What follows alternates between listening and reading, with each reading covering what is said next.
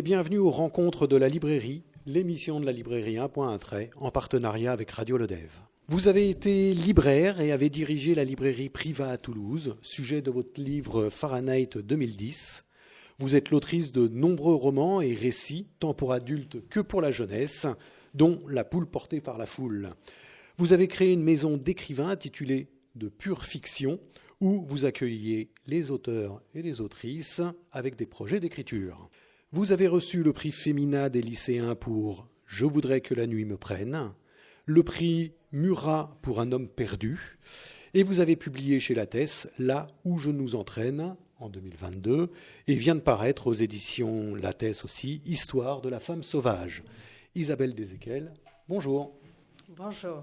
Alors, je vous propose de commencer par une lecture, directement. L'enfant devient l'histoire qu'il se raconte. Il y entre, en sort quand il veut. Il grandit, et prié de continuer à la boucler, de ne pas se laisser déborder par ses émotions. Il s'aligne sur la ligne du parti, la famille, ne veut pas en être exclu. Tout lors son corps de petite fille, ses rêves d'enfant a dû grandir avec une absence. Un père ou une mère disparaissent et on est seul soudain. À 8 ans, elle cherchait sa mère partout, derrière le soleil et dans le vent, la forme des vagues, un ressac, dans l'attention des autres, leur regard sur elle. Est-ce que cela a changé ? Il y a ce qu'elle est en mode majeur, la volonté de retrouver qui elles ont été, mère et fille, 8 courtes années ensemble, et elles durent à l'oubli. Qui pour se rappeler ses premiers mots, premiers refus, premiers mensonges, premiers rires, mémoire d'enfant inaccessible, quand celle qui vous a donné la vie est hors de portée, perdue en vous, et l'on est étranger à soi-même. Merci pour ces quelques mots, donc, cette lecture. Vous dites, à 8 ans, elle cherchait sa mère partout. Un peu plus loin, ou un peu avant, l'enfant devient l'histoire qu'il se raconte. Et pour raconter justement cette histoire, 6 oliviers sont plantés, un trou à combler, un livre commence. Une histoire se raconte, tel un conte, vous installez les tiroirs de l'histoire de l'or. De quoi ce récit est-il l'inspiration ? Bien, pour résumer, c'est d'une mémoire confisquée, c'est-à-dire on est le fruit d'une histoire qui nous précède. Je suis convaincue qu'avant même de naître, on abrite en nous et en l'être que l'on sera ce qu'on appelle une mémoire archaïque, la mémoire de ceux qui nous ont précédés. Et on le sait, dans les familles, c'est un grand classique, ce qu'on appelle les non-dits. Parfois, ça devient des secrets de famille. C'est une part manquante. Et c'est une image qui est dans le livre et qui me paraît bien résumer les choses. Quand on se réunit pour un repas de famille, ça viendrait à l'idée de personne de présenter la tarte ou le gâteau qu'on a préparé avec une part en moins. Et c'est encore une fois quelque chose de courant dans l'histoire familiale qui est tout un pan ou un morceau qui manque. Et face à cela, il y a, je dirais, les membres d'une famille, d'une fratrie qui font avec, qui vont perpétrer ce silence ou ce qui manque ou ce qui est indicible. Et puis, il y a les histrions, ceux qui ne vont avoir de cesse de mettre des mots, une histoire, et sur ce qui est un vide et encore une fois un silence. Donc ce livre, pour répondre plus précisément à votre question, il est vraiment né d'un silence, c'est-à-dire d'une histoire des origines, des racines, qui m'était, je dirais, encore une fois, plus que cachée, qui était indicible, non dite, tue, secrète, et je dirais le mot le plus juste, c'est interdit.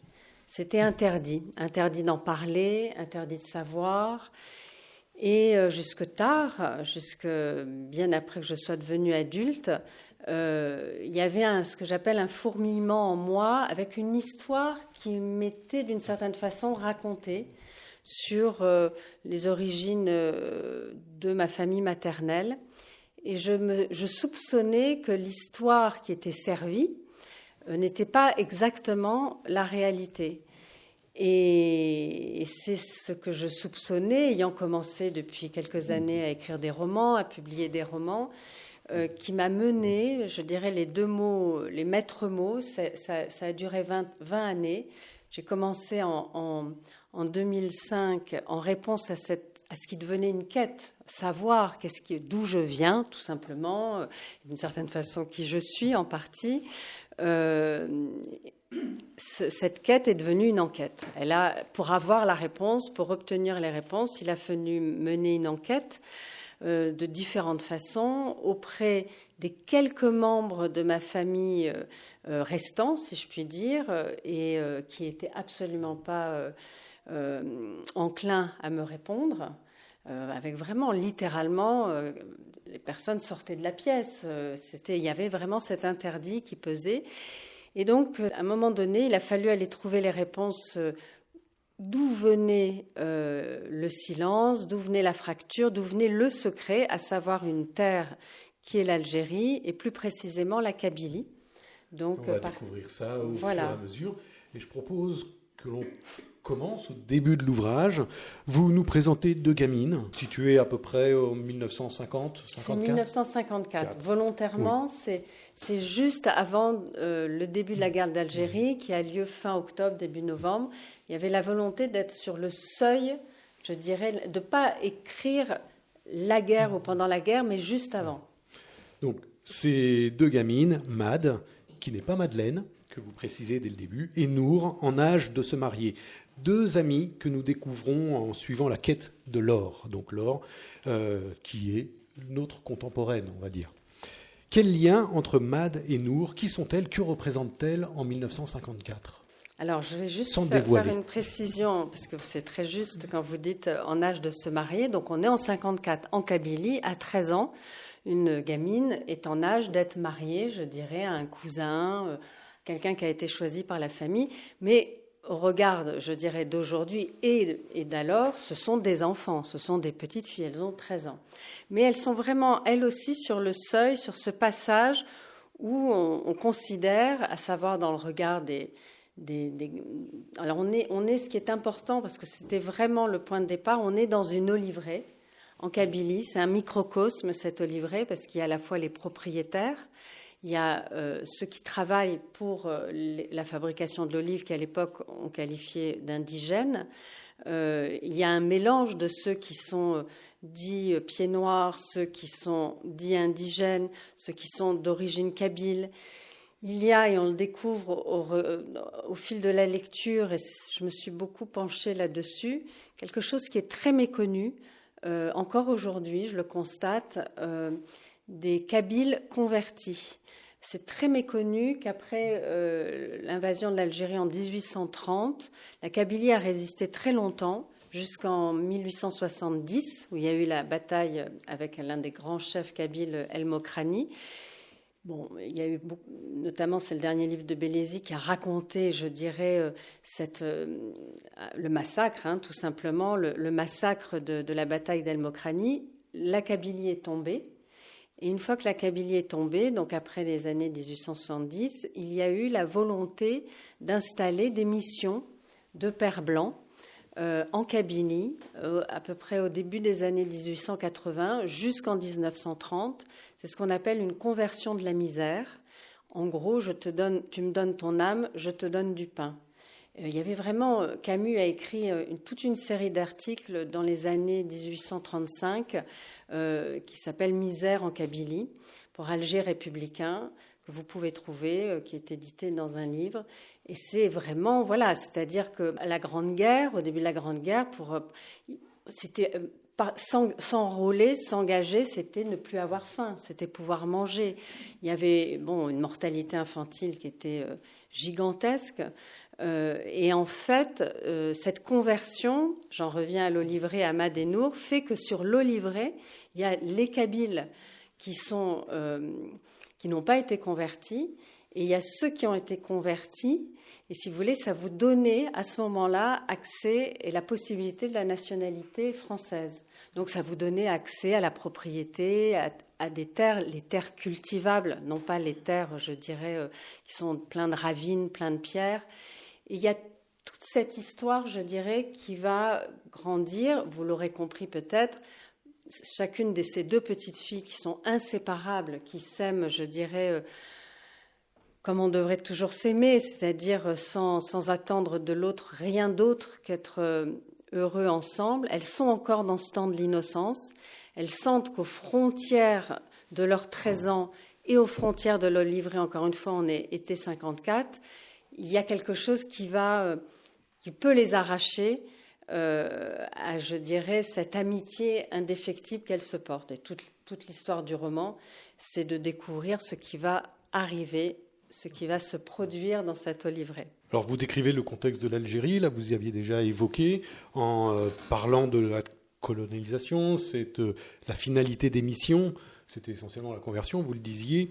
Vous écrivez même ton âme contre un lopin de terre et pas uniquement du pain. Mais sur cette période coloniale où les rapports entre les individus sont sous le code de l'indigénat, vous parlez de code indigène même, vous faites dire à Mad que cela la ronge d'être l'enfant de la bêtise. Vous portez même un jugement sur ce contexte-là. Ce contexte, comment cela construit-il aussi la relation entre Mad, la mal-aimée de la famille, et de sa mère, Léa? En fait, face à ce contexte-là, qui est de pouvoir accéder à des biens, à la propriété, tout simplement aussi à un respect et à trouver une place, les Kabyles convertis sont très vite partis, ont très vite quitté la Kabylie, soit pour la Tunisie, soit pour Alger, soit pour la France. Mais ça provoque évidemment, vous imaginez bien, un déchirement, parce que reniement souvent de la langue maternelle, qui est le kabyle. Évidemment, c'est un mot qui revient dans le texte, on est ce qu'on appelle un mtourni, un renégat, pour ceux avec qui on a grandi, pour les autres membres de la famille qui ne sont pas convertis. Donc il y a vraiment ce déchirement qui fait qu'il faut, je dirais, prendre parti, se positionner. Et Léa, qui est la mère de Mad et qui est donc, on va dire, l'épouse du propriétaire de le livret, sachant que c'est une grande famille, ils sont plusieurs frères et sœurs, chacun, l'un va s'occuper des olives, des oliviers, l'autre va s'occuper de l'huile, l'un va s'occuper des vignes, l'autre des abricotiers, etc. Et en fait, Léa, pour elle, en sortir de cette misère dont elle vient, c'est s'en sortir. Et elle est prête, je dirais, à effacer tout un pan de l'histoire pour pouvoir faire que ses filles ne soient pas confrontées à ce qui l'a totalement abîmée, à savoir qu'elle a été interdite d'école. Mais c'est vraiment une jeune enfant, une jeune adolescente qui voulait apprendre, qui voulait, ou ses frères, ça les emmerdait d'aller frotter leur fond de culotte sur les bancs de l'école, mais où ça leur était donné, je dirais. Elle est interdite de ça, parce que c'est une fille, parce que il faut élever toute la marmaille et tous les enfants de la fratrie qui vont naître après elle. Et elle s'est jurée en son fort intérieur que ses filles, puisqu'elle a 4 filles, avant que naisse enfin le garçon, pourront étudier, pourront choisir leur vie. Et c'est vraiment quelqu'un... ce livre il est né de plusieurs versions. Et entre la première version du roman et la dernière version que vous pourrez lire, Léa, c'est vraiment celle qui a le plus, je dirais, dans ce que j'avais compris d'elle, et pour ne rien vous cacher, elle est inspirée c'est pas trop de le dire, à 100% par ma grand-mère maternelle, et j'allais dire ma grand-mère adorée, mais il y avait toujours eu, jamais je me suis permis de la juger, elle est décédée aujourd'hui, parce que il y avait un amour inconditionnel d'abord, elle m'a en partie élevée, et surtout, au fond, il y avait l'intuition qu'il y avait une telle histoire rude, âpre, qui lui avait tellement arraché, et on le découvre au fil du roman, ce qu'elle a perdu, c'est pas rien, commencer par des enfants, et qu'en fait, il n'y avait pas à juger, mais il y avait un reniement absolu de qui elle était, d'où elle venait. Et si vous voulez, la religion, le fait d'être converti qui vous rend chrétien, il se trouve qu'elle était extrêmement sincèrement pieuse. C'était pas un masque, c'était pas un outil ou un moyen pour être, je dirais, acceptée des Français. Elle était extrêmement pieuse. Celui qui a été converti, c'est son père. Donc elle est née fille de converti, mais elle est née dans la langue kabyle. Et si on lit des très très rares ouvrages qui existent, mais très très rares, sur les missions alors, si vous voulez, ça vous étonnera pas, on convertissait, on l'a dit, conversion de la misère, donc souvent c'était des filles mères, c'était des orphelins, et ensuite pour permettre une forme de prosélytisme, les premiers convertis qui avaient donc fréquenté l'école de la République, qui avaient donc abandonné leur langue maternelle, devenaient des instituteurs. Et mon arrière-grand-père était la toute première génération d'instituteurs de Kabyles convertis. Donc vous imaginez, pour ma grand-mère, c'était d'autant plus odieux avec un père instituteur qui lui interdise toute scolarité. Donc voilà, ça c'est un des moments de l'histoire, mais Léa, la mère de Mad, il y a une sorte de... C'est quelqu'un, voilà, c'est une lionne qui défend ses petits et ses petites, très important, avant toute chose, et qui souhaite, je dirais, couper net et pour toujours avec ce qui est une tâche pour elle, qui l'a empêchée d'étudier, qui l'a empêchée de plein de choses. Alors, on a compris qui était Mad, mais Nour, du coup, d'où vient-elle? Qui est-elle? Alors, Nour, elle vient, je dirais, de... Nour, c'est donc l'autre petite fille qui a 13 ans, dont les deux parents sont kabyles et donc non convertis, et donc, encore une fois, en 1954, c'était courant de les nommer des indigènes.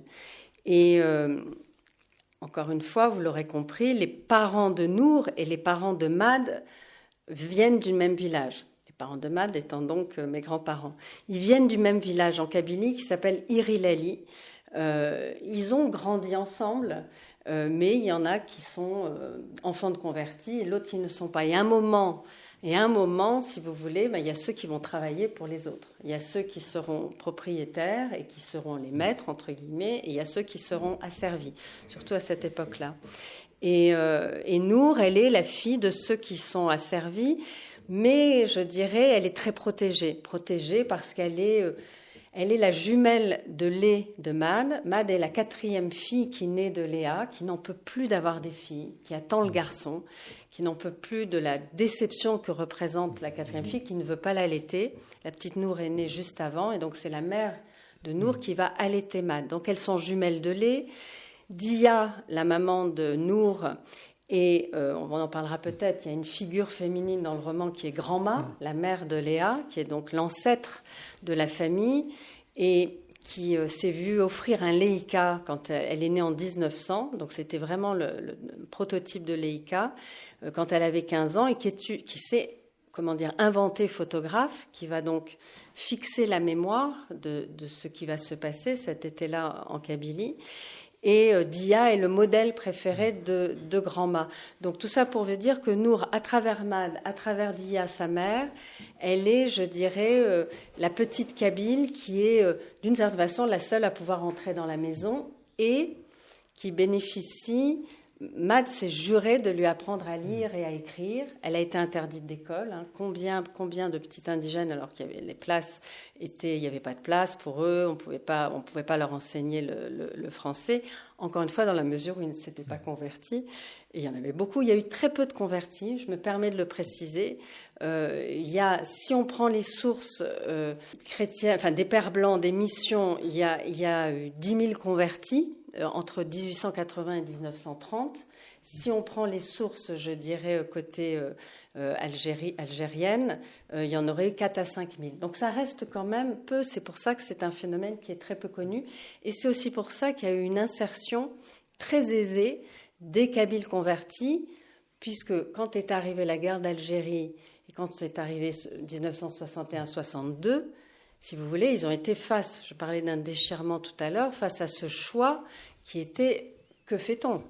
Est-ce qu'on quitte cette terre où on est né, où sont enterrés pour certains, ce qui était le cas de mes grands-parents, nos enfants, qu'on a perdus, qui sont dans cette terre, mais où il faut renier une nouvelle fois la religion qui est la nôtre, parce que vous connaissez le contexte.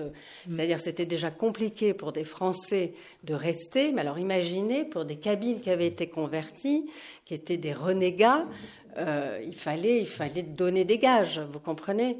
Et où est-ce qu'on part ? Est-ce qu'on fait partie de cet exode des pieds noirs ? Et est-ce que, fort de notre religion, de notre langue française, de notre nationalité française, on se fond dans le paysage et dans la France, voire on se fait passer pour des pieds noirs et non pas pour des Kabyles qui ont été convertis. Je ne vous en dirai pas plus, qu'il faut que vous découvriez des choses. Le désert est plein de patience à l'œuvre, dites-vous, page 43. En quoi l'environnement que vous décrivez participe-t-il aussi à l'atmosphère de l'ouvrage ? Alors le désert, merci de vous y arrêter et de faire qu'on s'y arrête, c'est très important à la fois pour le roman. Je vous ai parlé de Grand-Ma, cet ancêtre. Elle naît en 1900 dans le Sahara, le Tassili des Agères.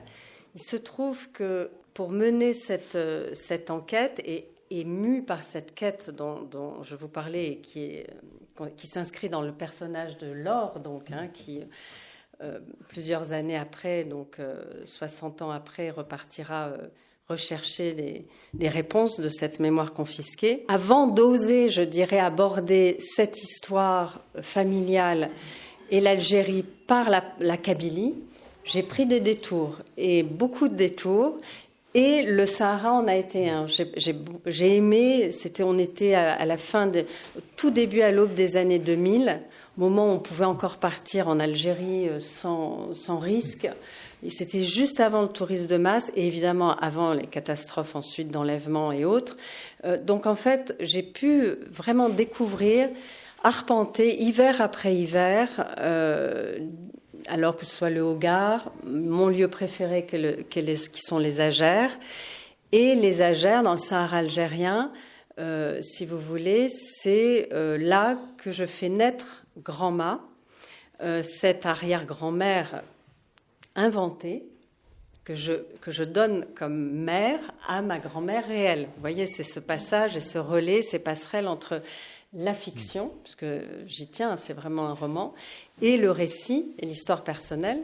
Donc, en fait, Grand-Ma, elle est là, elle est dans le Sahara, elle est promise depuis sa naissance à un cousin qui vit dans ce village d'Irelali en Kabylie, et va arriver, mais ça c'est une histoire, va arriver un Allemand qui s'appelle Oscar, qui est l'inventeur du Leica. Donc l'inventeur du Leica s'appelle bien Oscar. Pourquoi il a inventé le Leica ? J'ai plus son nom de famille en tête, il est allemand, parce qu'en fait c'était un grand asthmatique dans la réalité, et étant un grand asthmatique, il ne pouvait pas porter des matériels trop lourds, pas se déplacer avec des matériels trop lourds. Il a échappé aux tranchées à la Grande Guerre parce que trop malade pour pouvoir être enrôlé, et donc ça c'est la vraie histoire que vous pouvez trouver en tapant Oscar, inventeur du Leica. Et moi, je me suis emparée de cette vraie histoire et j'ai imaginé que ne pouvant aller dans les tranchées, et ayant son prototype de Leica sous le bras, il part dans le désert, il part dans le Sahara et il rencontre Grand-Ma. Et voilà. Et donc après, le Sahara, c'était ma façon, parce que j'ai encore une fois...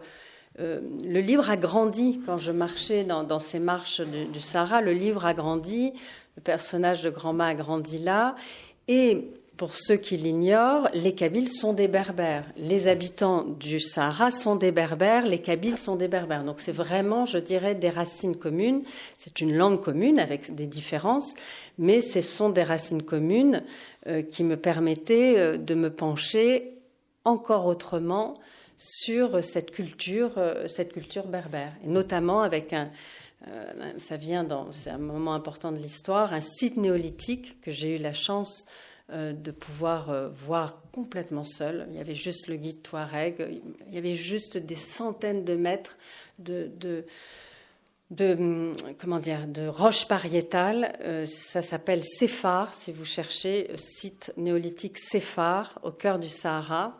Et il m'est arrivé une histoire extraordinaire, réellement, c'est peu de le dire, à Séphar, qui a été la toute première clé pour que je prenne la décision d'une certaine façon, d'aller à l'encontre d'une doxa familiale, de prendre le risque de perdre des membres de ma famille, voire de leur faire mal, de les bousculer à minima, parce qu'il est arrivé quelque chose d'extraordinaire à CEFA, et à savoir que je suis tombée sur c'est un dessin de 7 mètres qui, moi, dans ma tête, j'appelais le géant, qui était sous mes yeux depuis que j'étais enfant, persuadée qu'il était né dans l'imagination de ma mère, qu'il avait gravé sur un coffre, qui ne m'a jamais quitté, qui est juste à côté du bureau où j'ai écrit ce roman. Et j'ai donc quand même passé les 30 premières années de ma vie persuadée que ce dessin de géant, elle l'avait imaginé, tout comme on fait des dessins d'enfants, ou plus tard, elle était institutrice, donc voilà. Et je me retrouve sur ce site néolithique, en plein cœur du Tassili des Agères, face à ce que j'appelle le géant de ma mère. Et là, je me pose la question, c'est comme si j'étais hier, on est en 2000, je me dis, mais comment il est arrivé du coffre de ma mère dans ce désert ?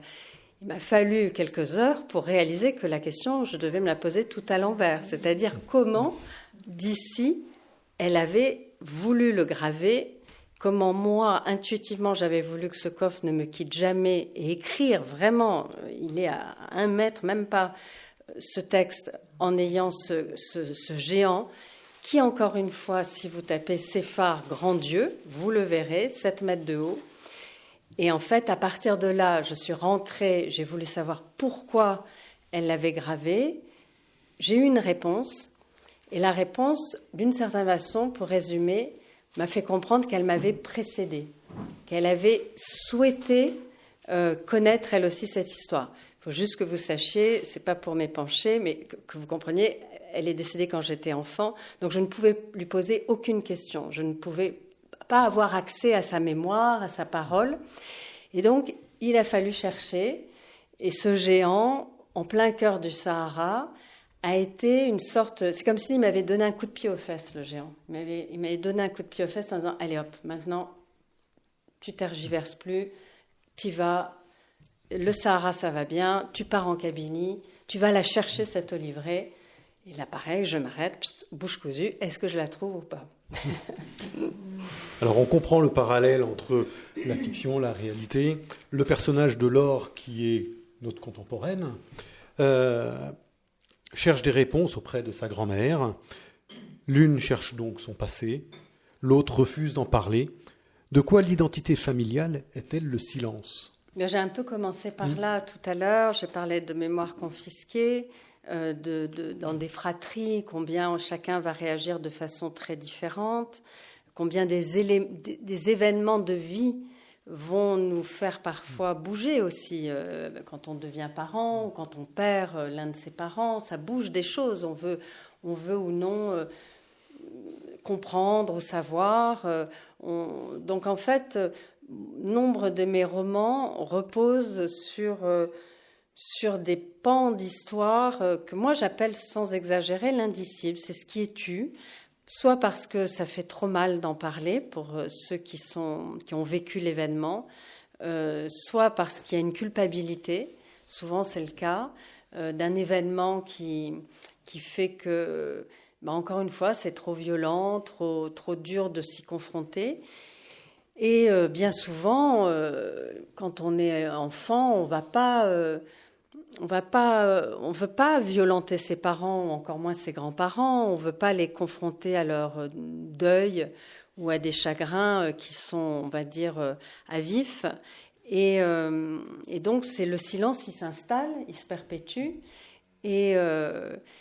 Et en fait, roman après roman, dans des histoires très différentes, mais qui partent tous, je dirais, d'un même point, qui est ce que j'appelle l'enfance arrachée.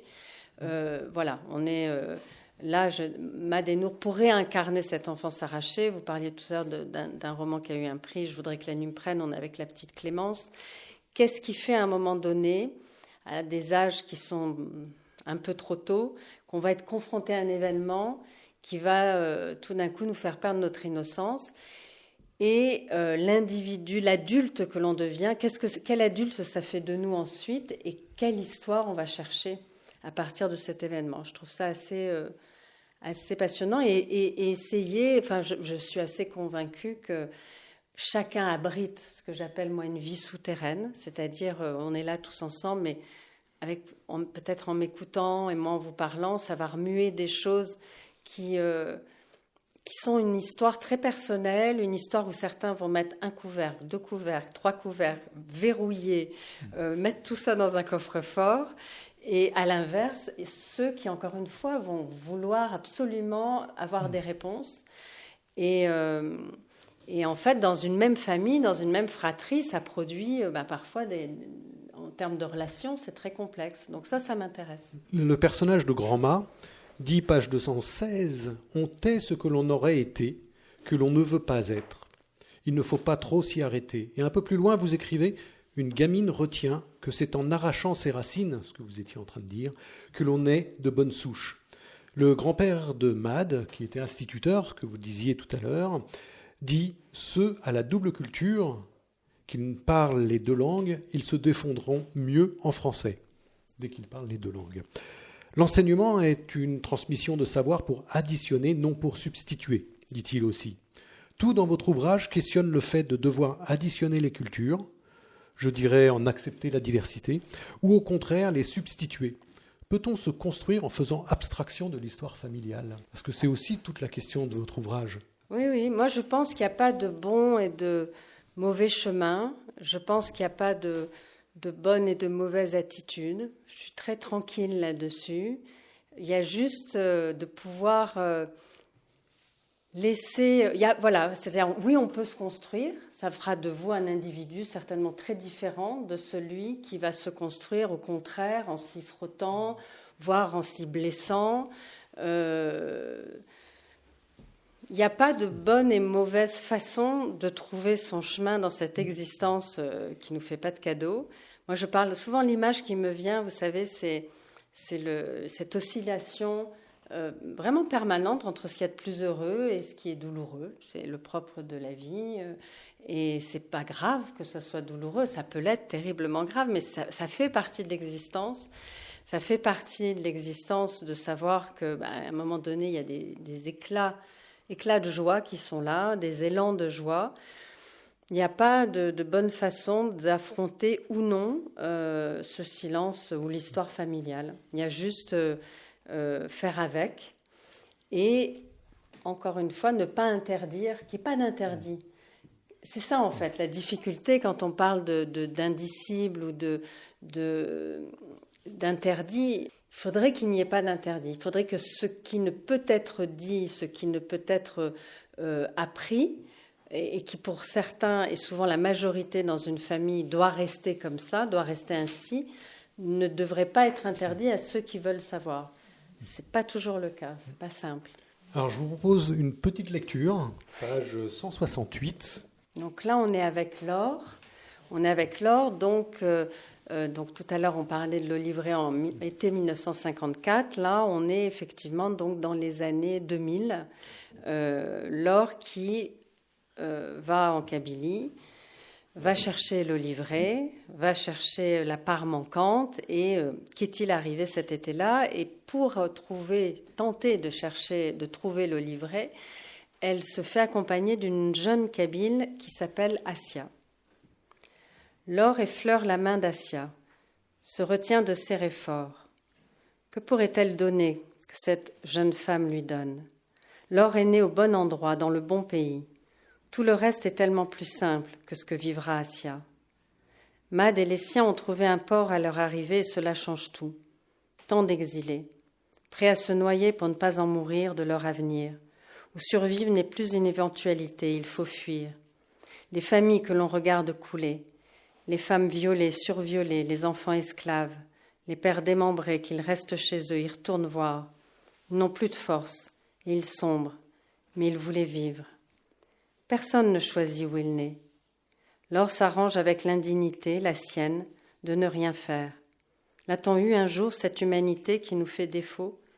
Les tolérerait-on aujourd'hui, les pieds noirs, les agités, les encombrants, les autres? On n'en veut pas. C'est oublier que l'on est eux. Elle est infinie, la palette des apatrides. Merci pour cette lecture. Vous dites que Nour et les siens ont trouvé un port à leur arrivée, et cela change tout. Mad et les siens. Mad et les siens, oui. Exactement. L'écriture et la lecture sont-ils un moyen de rappeler que nous sommes, eux, ces exilés? Assurément, la lecture... Et la lecture, j'écris parce que je suis une lectrice, parce que je lis depuis l'enfance de façon avide. Je suis persuadée que ce sont dans les livres qui nous précèdent, les livres évidemment aujourd'hui qui sont publiés, il se trouve que je suis quasiment strictement uniquement une lectrice de fiction. Je crois beaucoup que la fiction nous raconte l'histoire avec un grand H, que c'est la fiction qui élucide le réel. Pour ma part, c'est dans les romans. Par exemple, vous voyez, pour écrire ce roman, face à un tel silence et à une telle, telle volonté de quelques membres récents de ma famille de m'opposer coûte que coûte le silence, un refus, pour pas dire un déni des origines et des racines. Si j'avais pas... Il y avait vraiment, on m'opposait, on n'est pas kabyle, on est français. Voilà, une fois que et c'est une réelle, non, c'est pas vrai. On est kabyle et français, mais on n'est pas kabyle, on est français. Parce qu'il y avait une telle farouche nécessité que je comprends ô combien, que j'ai découvert au travers de l'histoire que je raconte et des faits qui m'étaient cachés, que j'ai découvert de tout ce qui a pu arriver dans cet olivret. Si vous voulez, je la comprends, cette volonté farouche d'intégration. On voit combien c'est pas simple, combien c'est pas facile. Pour en avoir parlé avec des descendants d'Italiens, d'Espagnols, c'est tout autant de la même façon. On changeait le nom à consonance italienne ou espagnole quand on arrivait en France. On ne transmettait pas la langue italienne ou espagnole à son enfant pour qu'il apprenne uniquement la langue française dans le cadre de sa scolarité. Donc voilà, c'est quelque chose, c'est un grand classique, je dirais.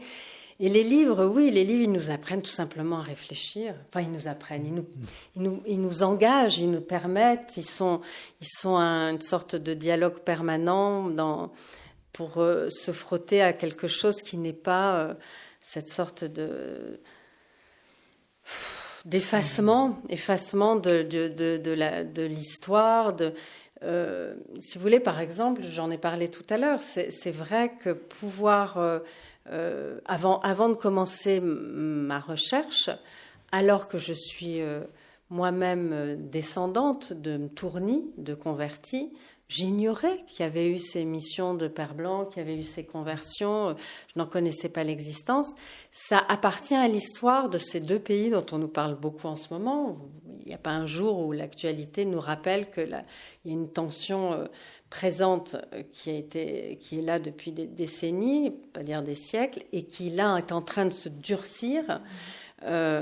Et en fait, c'est un des éléments de l'histoire, ces conversions, ce déchirement que ça produit.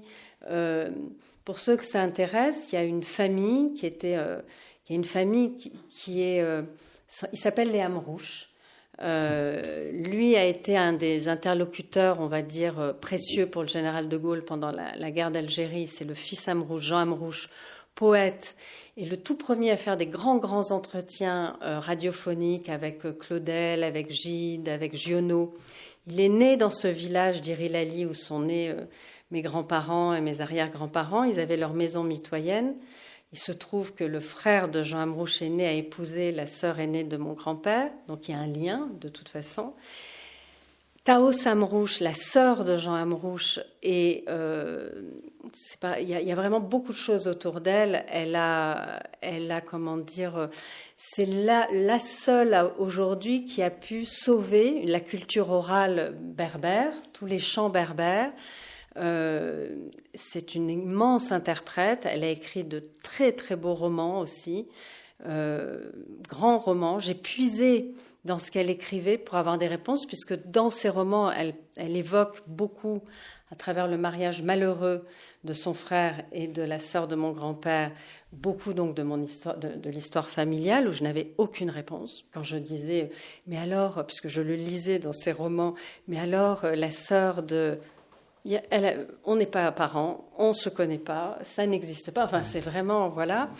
Et pour moi, le meilleur de ce qu'a produit cette famille Amrouche, qui était donc, j'aurais dû commencer par là, des convertis, des Kabyles convertis de ce village d'Irilali, qui traversent le temps, puisque encore une fois, ils ont produit de grandes œuvres. Il y a la mère, Fatma Haït Mansour, la mère de Jean et de Taous Amrouche, qui, elle, est donc convertie d'origine, qui en 2 mots était, elle a son enfant, elle est fille sa mère à cette femme, Fatma Haït Mansour, qui est née en 1883 ou 86. Sa mère a sa fille, et le mari décède dans les mois qui suivent, d'accord ? Le père décède. Et la famille du père, la famille paternelle, la met dehors. Vous voyez, souvent, quand vous épousez, c'est pas souvent, tout le temps, vous épousez quelqu'un, vous partez vivre dans la famille de l'homme que vous avez épousé. Et là, ils la mettent dehors avec l'enfant. Donc, si vous voulez, elle se retrouve fille-mère en 1883 dans les montagnes kabyles. Et elle va donc la mère va être convertie, enfin, il va faire convertir son enfant, qui plutôt que se retrouver une orpheline, voire mourir d'indigence et de faim, va bénéficier de l'enseignement de ces écoles. Et souvent, beaucoup, je ne l'ai pas dit, mais c'était un accès aux soins. J'ai parlé de la mortalité infantile, c'était un accès aux soins. Et donc, Fatma Haït Mansour, convertie, parce que son père, va épouser ce Amrouche, qui lui-même était fils de converti, tout comme ma famille.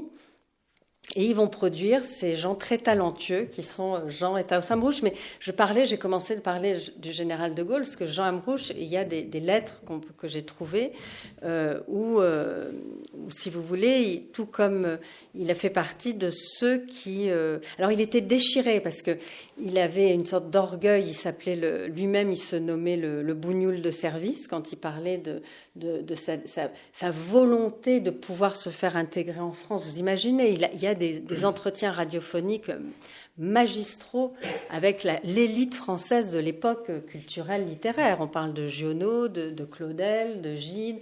Il a une correspondance très importante avec Gide. Il a, encore une fois, voilà. Et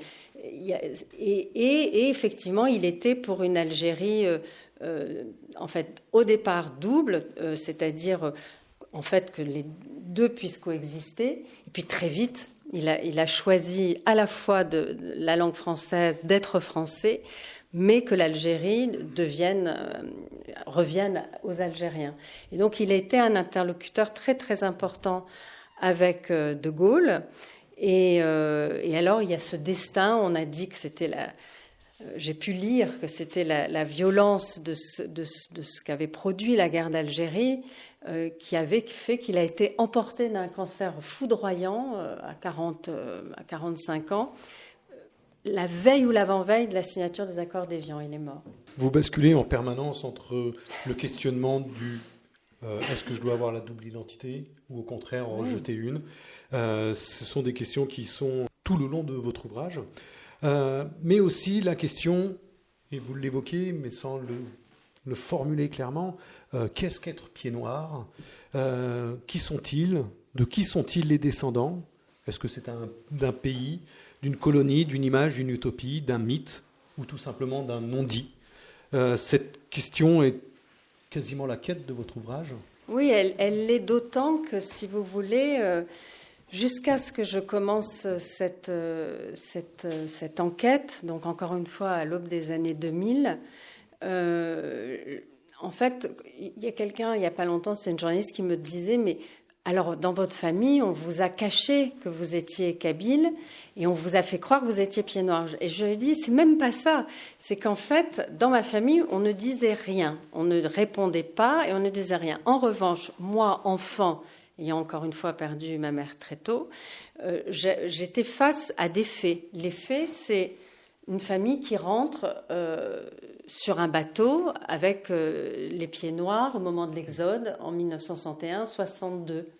Une famille qui se retrouve dans ce qu'on a appelé le cercueil ou la valise, c'est-à-dire qui perd tout, qui doit tout recommencer, qui doit trouver sa place en France et qui perd l'Olivret mythique dont j'entendais parler à demi-mot pour se retrouver au bord d'une nationale avec mon grand-père qui ouvre une quincaillerie et ma grand-mère...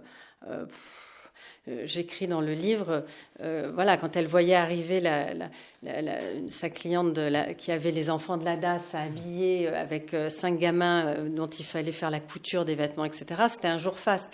Donc une vie qui bouge du tout au tout, qui change du tout au tout, et surtout, fait important, qui vont à l'église de façon tous les dimanches, l'église... extrêmement pieux, très sincèrement. C'était pas, encore une fois, j'insiste beaucoup là-dessus, c'était pas un masque ou une pose, c'était leur vie et peut-être d'une certaine façon, c'était d'autant important que ça les avait coupés de leurs origines et de leurs racines. Et donc, l'enfant que je suis et qui grandit, et enfin, dernier point, une sorte de raidissement dès que on entendait parler de violence arabe, de l'Algérie. Je vous dis n'importe quoi, un match de foot France-Algérie. Enfin, vous voyez, quand on était devant le poste télé ou qu'il y avait des informations et que tout d'un coup, il y avait quelque chose, un raidissement qui m'ont laissé croire et laissé penser très, très longtemps que j'étais tout simplement fille de pied noir. Église, bateau en 62, exode, tout recommencer à zéro. Et dernier point, qui n'aurait pas été possible en 2 mots, le nom de famille de ma grand-mère, c'est Aït Alaoussine. Aït Alaoussine, face à tout ce que je viens de vous dire, il n'y a pas à tortiller, c'est pas un nom pied noir. En revanche, mon grand-père s'appelle Ouari. Et Ouari peut très bien se dire c'est un nom pied noir. Donc en fait, quand ils sont arrivés dans le petit village en France où ils sont arrivés, ils étaient à l'église tous les dimanches, ils étaient assidus. Ils avaient, chose que j'ai oublié de vous dire, dans la mesure où vous étiez convertis dès 1880, vous abandonniez votre prénom kabyle pour un prénom chrétien.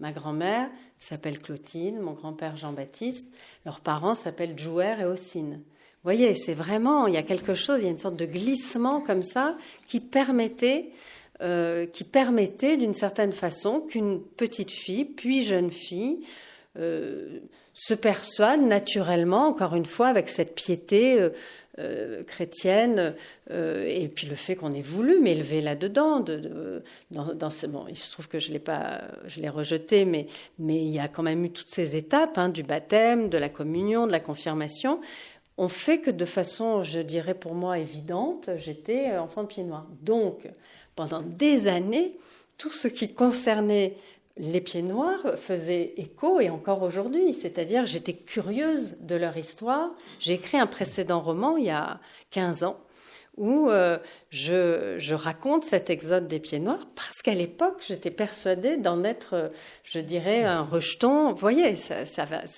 donc c'est vrai que c'est très... Et puis, il y a cette phrase que je lisais tout à l'heure, c'est... Bon, alors évidemment, ça a été odieux pour les harkis et pour tant d'autres, mais ça n'a pas été simple aussi pour les pieds noirs de trouver leur place, de recommencer à zéro et de ne pas être ceux qui venaient, je dirais, qui seraient de trop, qui étaient finalement d'une certaine façon sans pays. Ils étaient français, bien sûr, ils sont français, mais ils avaient perdu leur terre, qui, au fond, ils se le sont beaucoup aussi entendu dire, n'était pas leur terre. Ils avaient oublié que c'était un pays envahi. Vous voyez, je pense qu'il y a une complexité qui n'était pas... et tout ça face à comment vivre, comment... par exemple, voilà, je sais que dans cette famille, les enfants qui étaient destinés à faire des grandes études, non, il fallait travailler ou alors il fallait réduire les années d'études. Ça a été des faits, je dirais, je parlais tout à l'heure de ce que ça impliquait pour Léa, que ces filles étudient. Elles ont étudié beaucoup moins longtemps qu'elle ne l'aurait souhaité ou qu'il n'était prévu. Alors, s'il vous reste un petit peu de salive, je vous propose une petite lecture de la page 70. La mère de Nour a eu son lot de fagots et de fagots sur les épaules. Elle n'avait pas 10 ans. Un fardeau trop lourd à porter, il vous brise. Elle a porté pour sa mère, son père, les frères, les petites sœurs qui ont grandi et ont porté elle aussi. A porté pour son mari et pour le roumi. L'asservissement jusqu'au bout de l'existence. Grâce à la mère de la patronne, Dia y échappe. Elle fait la servante pour calmer les jalousies, mais se sait en sécurité. Son père est né dans le même village que celui qui deviendrait instituteur. Petit, ils jouaient ensemble, et puis ça change, on est encore enfant. Le fossé ne se traverse plus, et on est bon à travailler pour qui voudra de vous. Une famille voisine de la vôtre, mais qui a d'autres droits. L'obéissance à un qui pourra éloigner la misère, Dia l'a vite comprise. Apprendre le français, l'apprendre à ses enfants, ferait un autre début. Ses petits étaient dans son ventre, elle leur récitait les 26 lettres de l'alphabet, insistait sur les 6 voyelles, à voix basse, que personne ne la surprenne.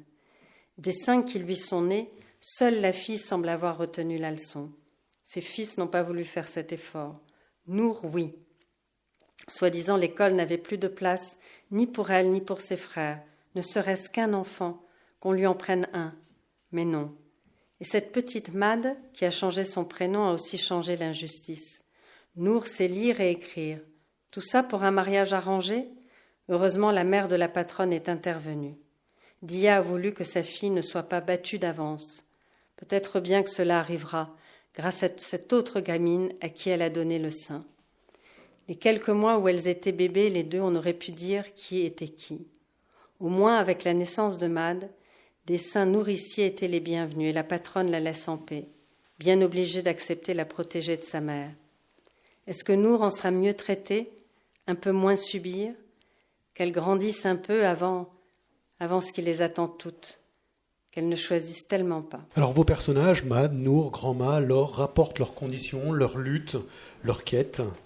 Un peu plus loin, beaucoup plus loin, la matriarche martèle à ses filles et petites-filles « Ne dépendez pas d'un homme, gagnez votre propre salaire, vous en aurez besoin si votre mari vous quitte. » Les femmes, pour vous, sont-elles des porteuses d'histoire ?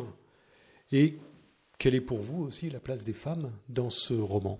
Ça fait 2 questions en une, après une longue lecture. Oui, absolument. En fait, il y avait vraiment un souhait très clair avant de commencer à écrire. Ce serait à travers les femmes de cette famille, vous l'avez compris, plusieurs générations, que je raconterai l'histoire. Mais nous vivons à une époque où, avant, je ne l'aurais pas précisé, et maintenant je le précise, pour moi, qui dit femme, dit homme. C'est-à-dire, j'aime les hommes tellement, et j'aime les femmes qui racontent cette histoire à travers, je dirais, tous les liens qui les lient à leurs frères, à leur père, à leur mari, à leur fils. Donc oui, c'est une histoire racontée par des femmes, mais c'est une histoire d'humains, de famille où on compte autant d'hommes que de femmes. Et c'est aussi passionnant de se pencher sur les uns et sur les autres. Après, il y avait effectivement, notamment à cette époque et dans cette culture et dans ce pays, on va dire des éléments qui sont des périls pour les femmes très tôt. On en a parlé plusieurs fois, le mariage arrangé, le mari qu'on ne choisit pas, la nécessité d'avoir un fils, littéralement, c'est-à-dire dans la belle famille. Les Kabyles ont la possibilité de se marier 4 fois, d'avoir 4 femmes, en même temps, d'être polygame, et avec un nombre quand même qui est quantifié, qui est 4. Ça fait tout l'objet j'ai oublié de vous dire que Fatma Ibn Mansour, la mère de Taos et Jean Amrouche, a écrit un récit exceptionnel qui est publié à Découverte, qui est ce que j'ai lu de mieux sur le sujet, où elle raconte tout son parcours, donc de l'enfance, le rejet, la conversion, et son beau-père, donc le père de son mari. Il y a des scènes extraordinaires qui veut absolument en prendre une 5e de femme, et tout ce qui se joue entre ces femmes. Mais vous voyez, on parle de choses qui étaient en 1920, qui sont 2 générations avant nous, et ce sont souvent... on ne peut pas dire qu'on ignore la polygamie, les mariages arrangés, les choses comme ça, mais c'était... D'une certaine façon, c'est pas neutre que Mad et Nour aient 13 ans, c'est pas neutre que Grand-Ma ait été, avant même sa naissance, promise à quelqu'un. C'est pas neutre que Léa ait été interdite, je dirais, d'école. Et qu'il se trouve que c'est ma grand-mère. C'est quand même... Et que la fille de Léa, qui est ma mère, est devenue institutrice. C'est quand même, j'imagine, pas un hasard, tout ça. Et en fait, oui, raconter cette histoire à travers ces femmes et à travers ces générations, l'ancêtre étant une artiste avec son Leica, qui encore une fois, je vous disais, fige le passé, qui aurait disparu. Et puis Mad étant dans ce roman complètement animée par un désir d'écrire. Elle a un cahier-livre qu'elle remplit, où elle marque, où elle écrit toutes les injustices et tout son désir de réparer l'injustice avec son innocence encore qui la rend une enfant, une très jeune fille fiévreuse. Voilà, j'aimais effectivement raconter à travers elle. Parlons d'écriture. Vous dites, page 47, une enfant note tout qui ferait une histoire, et elle existe. Page 56, la citation d'Aragon, l'art du roman est de savoir mentir. Page 139, écrire est bien souvent se souvenir de ce qui n'a pas existé. Vous prévenez à plusieurs reprises le lecteur qu'il est dans une histoire, un conte, un roman. En quoi ces mises en garde sont-elles nécessaires à vos yeux ? En fait, je l'ai dit tout à l'heure, elles sont pas... Alors, moi, je le vois... Enfin, oui, je comprends que vous disiez mise en garde, mais je le vois pas comme ça quand je l'écris. C'est plus... Alors, elles sont nécessaires, je pense, au regard de s'autoriser. L'auteur que je suis, la personne qui va raconter l'histoire, sait qu'elle utilise un matériau autobiographique, un matériau, je dirais, de la réalité, et pour dire les choses, un matériau familial. Donc, à partir de là... ce matériau familial, soit on en fait un récit où on peut prendre quelques, on va dire, on va s'autoriser quelques différences, soit ce qui était vraiment une volonté, parce que c'est la lectrice que je suis, c'est l'auteur que je suis livre après livre, on va s'emparer d'éléments réels pour... comment dire, c'est ce que je vous donnais l'exemple tout à l'heure avec ce personnage réel qui a inventé le Leica, mais que j'emmène dans le désert. Cette Olivrée, elle est bien réelle. Et puis je vous ai dit, Léa, elle est bien réelle, Mad, elle est bien réelle, mais Grandma, elle devient l'ancêtre de cette famille et elle est inventée de toutes pièces. Et en fait, d'une certaine façon, c'est pas des mises en garde, c'est juste comme si je tendais un peu la main au lecteur qui comprennent d'où est née l'histoire. Et vraiment, c'est très important parce que, je sais pas, ça va dû vous frapper, on peut plus voir un film ou une série aujourd'hui sans qu'il soit inscrit « ceci est inspiré d'une histoire réelle, ceci est vraiment... » Comme si c'était un gage d'intérêt, comme si c'était un gage d'en faire quelque chose. Il se trouve que pour ma part, la force de ce qui alimente, je dirais, ma veine d'auteur, mes écritures, vient de la fiction. Encore une fois, c'est la fiction qui me permet d'avoir des réponses aux questions et d'écrire une histoire. Donc, je pense que plutôt que des mises en garde, c'est comme une sorte de...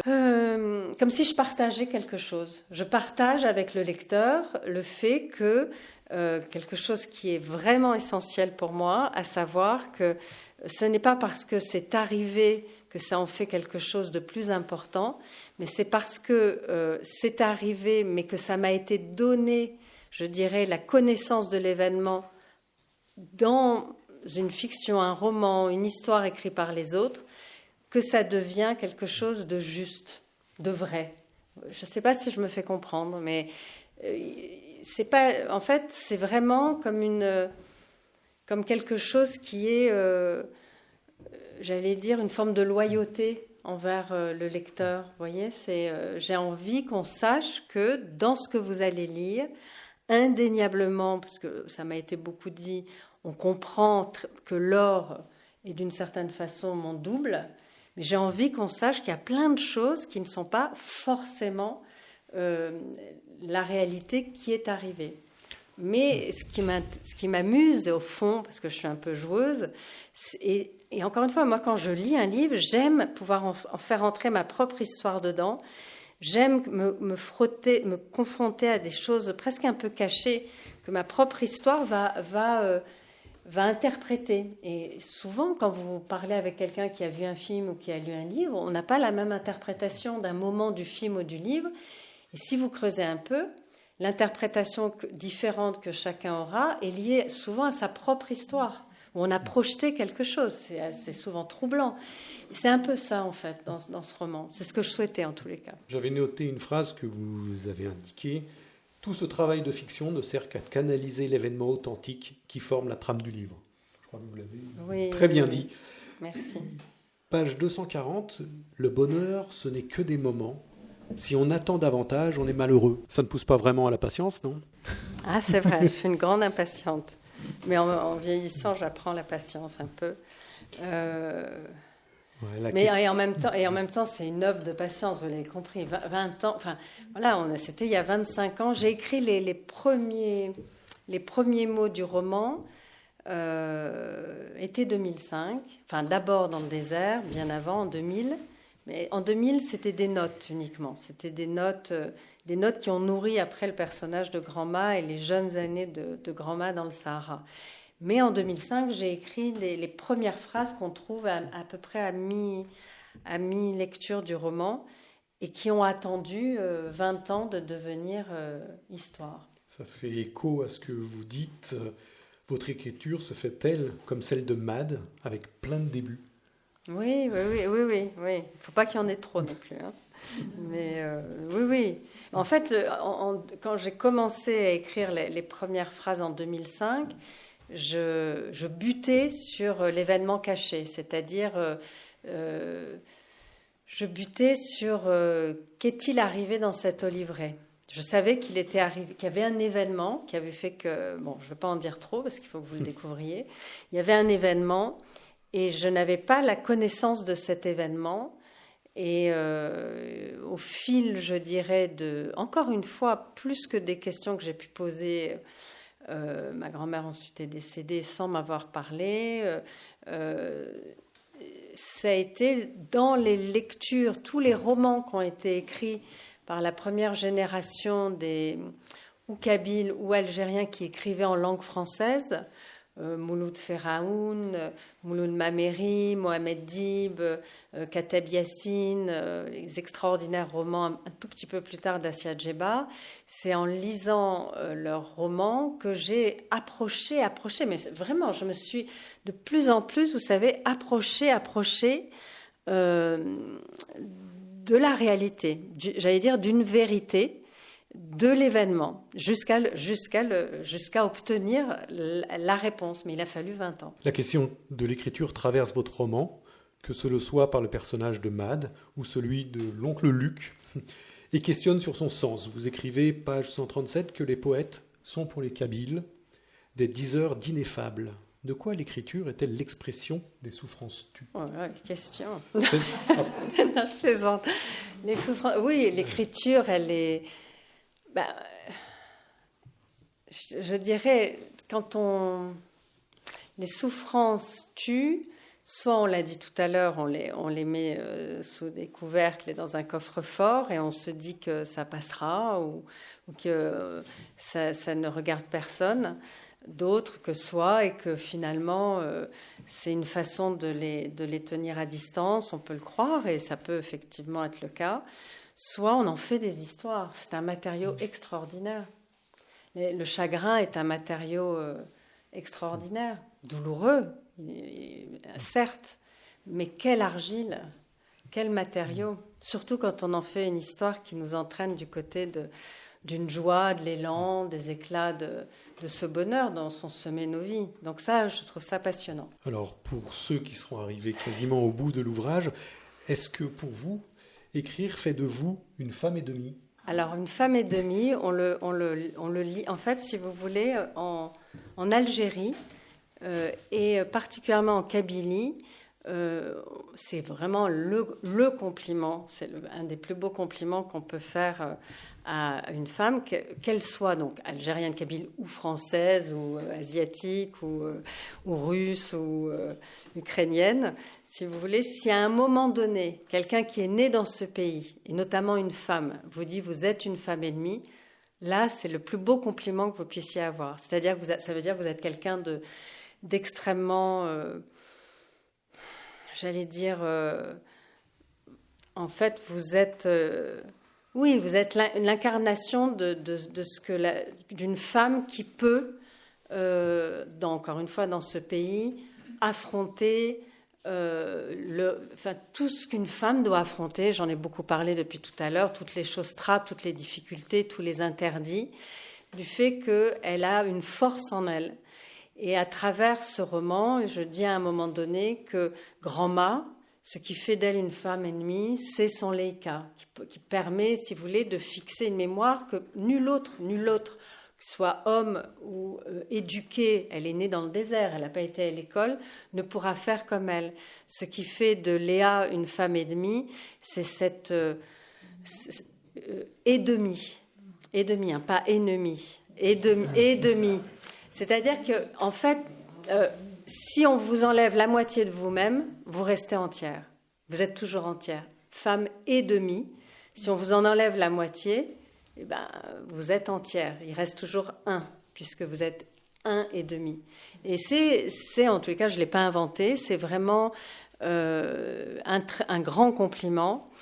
Et ce qui fait de la petite Mad qui a 13 ans, déjà en germe en elle une femme et demie, c'est qu'elle remplit tous les soirs son cahier de tout ce qu'elle a observé en espérant faire un roman, en espérant en faire un livre. Et elle écrit, Mad, que ce qui fait de Nour une jeune fille et demie, c'est qu'elle a appris le français, c'est qu'elle a appris à lire, à écrire, et comme elle le souhaite, elle l'espère, c'est que sa vie ne se réduira pas à être, on va dire, domestique dans l'Olivret. Et donc, pour répondre à votre question, ô combien, c'est pas à moi de dire si je suis une femme et demie, même si on me l'a dit une fois, et ça a été, je me suis appuyée sur cette sorte de moment, oui, important, parce que c'était une vieille Kabyle qui me l'a dit.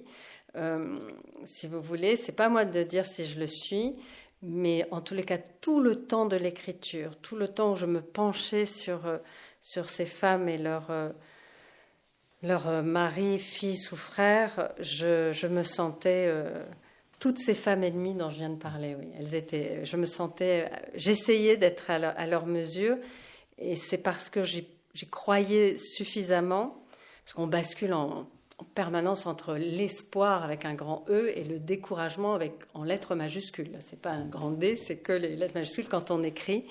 Et là, ce qui dominait, c'était effectivement de me dire qu'elle m'insufflait la force qu'elle a l'heure et qui repose sur une force réelle, sur un vécu qui a été transmis, indéniablement. Alors, pour faire écho à une phrase de votre ouvrage, votre roman est comme un ruisseau et vous le déroulez comme un long fil. Isabelle Déséchiel, merci pour vos réponses. Merci beaucoup. Merci Radio Lodève pour l'enregistrement et la diffusion de cette rencontre, et tout particulièrement à Anne pour la technique. Merci à Nathan pour les prises de vue, le montage et la mise en ligne des rencontres de la librairie que vous pouvez retrouver sur notre site internet un.trait.fr. Et n'hésitez pas à vous inscrire à notre newsletter pour connaître les prochains événements de la librairie. Merci et à bientôt. C'était un bon moment.